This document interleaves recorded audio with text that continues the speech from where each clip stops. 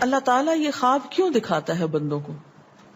اور یہ ایک ایسا عمل ہے کہ جو انسان جس پہ قابو نہیں پا سکتا، جو انسانی ڈسکوری سے باہر ہے کہ ایسا کیوں ہوا.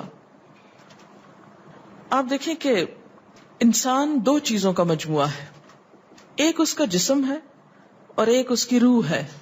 جہاں یہ دونوں آپس میں ایک دوسرے سے موافقت کرتے ہیں، ایک دوسرے کے ساتھ کوآرڈینیٹ کر رہے ہیں، وہاں یہ ایک دوسرے سے کشمکش بھی کرتے ہیں. بعض اوقات جسمانی خواہشات روح پر غالب آ جاتی ہیں، بعض اوقات روحانی کیفیات جسم پر غالب آ جاتی ہیں. عام طور پر دن میں جب ہم دنیا کے کام کر رہے ہوتے ہیں تو ہمارا جسم ایکٹیو ہوتا ہے، اور اس کا نتیجہ کیا ہوتا ہے کہ روح کی جو کار فرمائی ہیں وہ ذرا لو ہو جاتی ہیں. رات کو جب ہم سوتے ہیں اور جسم ہمارا بالکل بے حس ہو جاتا ہے تو پھر روح جو ہے وہ ابھر کر آتی ہے، اس کی کار فرمائی بڑھتی ہے، وہ زیادہ ایکٹیو ہو جاتی. پھر آپ کو قرآن کی وہ آیت بھی یاد ہوگی کہ جس میں اللہ تعالیٰ فرماتے ہیں کہ جب انسان سوتا ہے تو ہم اس کی ایک روح لے لیتے ہیں، جس کو زندگی دینی ہوتی ہے وہ واپس لوٹا دیتے ہیں، ورنہ جو دوسری باقی ہوتی ہے وہ بھی لے لیتے ہیں. اب یہ جو روح نکلتی ہے نا ایک ہمارے جسم سے، تو یوں لگتا ہے کہ جیسے وہ مختلف جگہوں پہ وانڈر کرتی ہے، یعنی گھومتی پھرتی، اور بعض اوقات دور دراز پہنچ کے مثلا کسی مردے سے جا ملاقات کرتی، کیونکہ روح تو ایک لطیف چیز ہے نا. جب ماں کے پیٹ میں بچے کے اندر آتی ہے تو کوئی پتہ نہیں چلتا، جب نکل جاتی تو کوئی پتہ نہیں چلتا. اسی طرح روح دیواروں کے پار بھی چلی جاتی ہے. قرآن پاک میں آتا ہے نا کہ اینما تکونوا یدرککم الموت ولو کنتم فی بروج مشیدہ، یعنی اگر بالکل ساؤنڈ پروف اور ہوا پروف جگہ پر بھی کوئی چیز رکھ دی جائے تو کیا ہوگا؟ روح وہاں سے بھی نکل جائے گی. یعنی روح کے لیے یہ مادی چیزیں رکاوٹ نہیں ہے. اب آپ دیکھیں جو لوگ مر جاتے ہیں بعض اوقات آپ کی ان سے ملاقات ہوتی اور آپ کو یوں لگتا ہے جیسے آپ ان کو چھو کر آئیں، اور ایسا ممکن ہے کہ وہ جو سوتے وقت ایک روح آپ کی نکلی وہ ٹریول کرتے کرتے اس مقام پہ جا پہنچی جہاں وہ مردہ روح تھی، اور اس نے اس سے جا کر باتیں بھی کی، کچھ میسج بھی لیے، کچھ اور بھی. تو اس سارے کو ہم واضح طور پر نہ جان سکتے ہیں، اس کی حقیقت نہ سمجھ سکتے ہیں، لیکن بعض خوابوں کو انٹرپریٹ کرنے میں یہ چیز آپ کو مدد دے گی کہ ایسا کس طرح پاسبل ہے. آپ اپنے بستر پر لیٹے ہوئے اور روحانی طور پر آپ خواب میں آپ کہیں اور پہنچے ہوئے.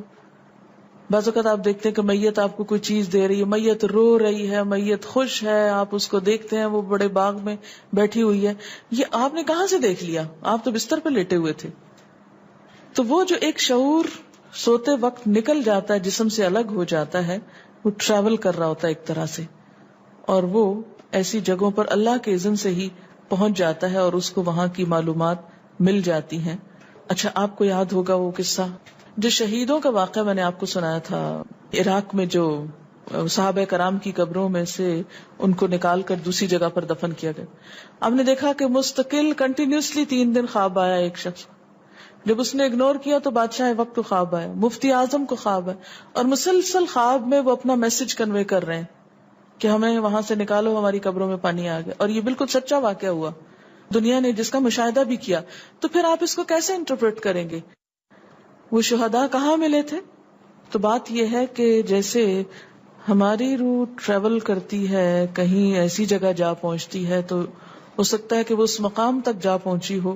یہ شہیدوں کی روح تو آزاد ہوتی ہے، ان کو اجازت مل گئی ہو کہ وہ ان لوگوں کی روح سے جا ملے، کیونکہ سجین قید خانے میں تو ہوتی ہے نا وہ روح جس کو مجرم روح جو ہوتی، لیکن جو مومن کی روح ہے، خاص طور پہ شہداء کی روح ہے، تو جنت میں کیا کر رہی ہوتی ہے؟ گھوم پھر رہی ہوتی، کھا پی رہی ہوتی. تو یہ بالکل ایک سچ ہے اور حقیقت ہے کہ بسا اوقات انسان خواب میں ایسے لوگوں سے ملاقات کر کے ان کے حالات کو جان لیتا ہے کہ ان پہ کیا گزر رہی. مثلا ان کو عذاب ہو رہا ہے. یہ عام بات ہے نا کہ میت کو جس حال میں دیکھو اسی حال میں ہوتی ہے. یعنی اگر خواب میں دیکھیں کسی نے اپنے والدین کو دیکھا کہ وہ بہت رو رہے ہیں فوت ہونے کے بعد، تو کیا کرنا چاہیے؟ ان کی طرف سے صدقہ دعا کرنی چاہیے. یہ بھی اللہ کی ایک رحمت ہوتی ہے کہ ان کو موقع دے دیا جاتا ہے کہ وہ اپنا میسج کنوے کر دیں. ایک طرح سے وہ اس کے دل کی بات نہیں ہوتی، الا یہ کہ آپ کسی انسان کے بارے میں بہت برا گمان رکھتے ہیں اور آپ اسے دیکھتے ہیں کہ وہ رو رہا ہے یا کچھ، لیکن کئی اور لوگ دیکھتے ہیں کہ وہ ہنس رہا ہے، کھیل رہا ہے. تو اس کا مطلب یہ ہے کہ پھر آپ ان دو کو کنٹراڈکشن کیسے دور کریں گے؟ تو پھر آپ یہ دیکھیں گے کہ جس نے خواب دیکھا ہے اس کا اپنا نظریہ اس شخص کے بارے میں کیا تھا، کیونکہ اس کی اپنی بدگمانی تو نہیں اندر چھپی ہوئی تھی کہ جو سوتے وقت اوپر ابھر آئی اور اس نے وہ روپ اس طرح کا دکھا دیا. پھر وہ حدیث نفس میں آ جائے گی، دل کی بات میں وہ چیز آ جائے گی. ٹھیک. تو نبوت کا جیسے انبیاء علیہ السلام کو کچھ غیب کی خبریں دے دی جاتی تھی، اسی طرح عام انسانوں کو خواب کے ذریعے کچھ غیب کی خبریں دے دی جاتی ہیں. لیکن کسی بھی خواب کے سچا ہونے کی آپ کوئی دلیل نہیں رکھتے. ایز سچ واضح بات یہ نہیں کہہ سکتے کہ میں نے جو خواب دیکھا وہ بالکل سچ ہو جائے گا، یہ آپ دعویٰ نہیں کر سکتے. نبوت کا تو دعویٰ کیا جا سکتا ہے، لیکن آپ اپنے خواب کا دعویٰ نہیں کر سکتے کہ میں نے جو دیکھا ہے وہ بالکل سچ دیکھا. ہو سکتا ہے آپ کو شیطان نے ڈرایا ہو سکتا ہے کہ آپ کے اپنے دل کی سوچیں اور خیالات اس میں آ رہے ہوں، اور خصوصاً اس وقت جب دو متضاد آپ کو خبریں ملیں. مثلاً ایک شخص آپ کے پاس آتا ہے، وہ کہتا ہے کہ میں نے آپ کے بارے میں بہت اچھا خواب دیکھا.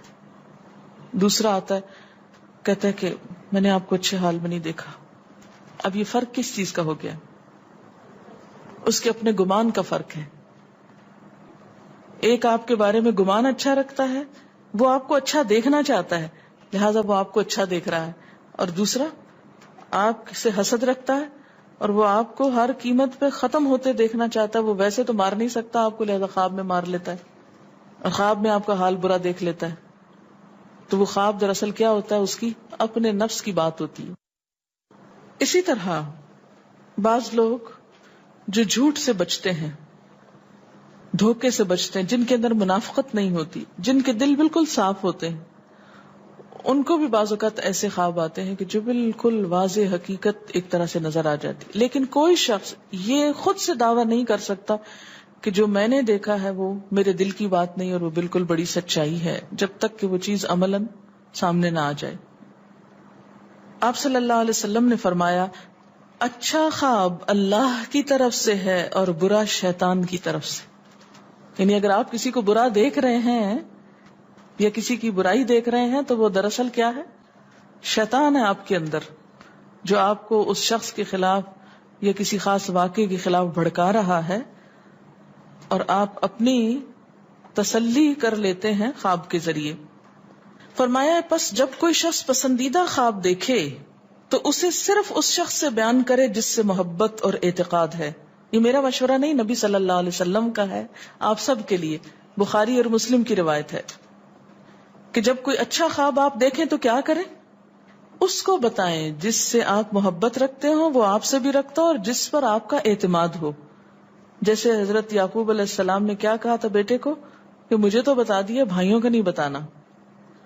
اور جب مکروہ خواب دیکھیں تو حق تعالی سے اس خواب کے شر اور شیطان کے فتنے سے پناہ مانگے. جب برا خواب دیکھیں تو اس خواب کے شر اور شیطان کے فتنے سے پناہ مانگے کہ شیطان بہکانے لگا انسان کو.